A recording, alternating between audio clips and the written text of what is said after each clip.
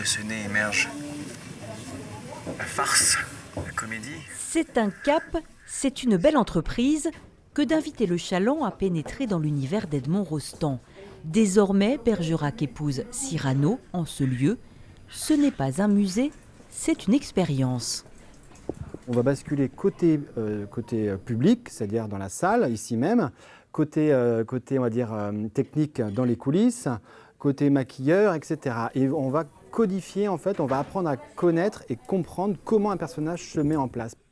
Le fil rouge de la visite est pour cela un comédien virtuel qui postule au rôle, apprend, incarne. Tiens, la voilà ta lettre.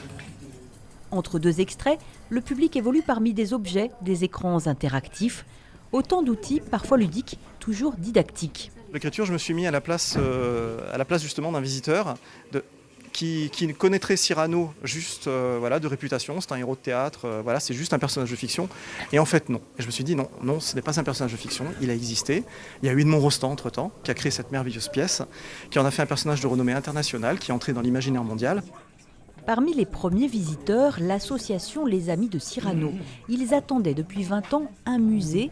Verdict. Les musées un petit peu anciens où on voit des objets et tout, c'est un petit peu du passé. On a essayé de faire quelque chose de plus moderne avec du visuel et puis une communication. Parle vite. Quel était ce secret? Super. Les dialogues, les costumes, et puis l'originalité, parce que c'est vraiment à tomber par terre. Qu'est-ce qui vous touche, qu'est-ce qui vous plaît? Les tirades de Cyrano, tout simplement, comme d'habitude. L'expérience Cyrano est désormais proposée toute l'année à Bergerac. Alors, quel est celui qui veut ouvrir la liste? Vous, monsieur?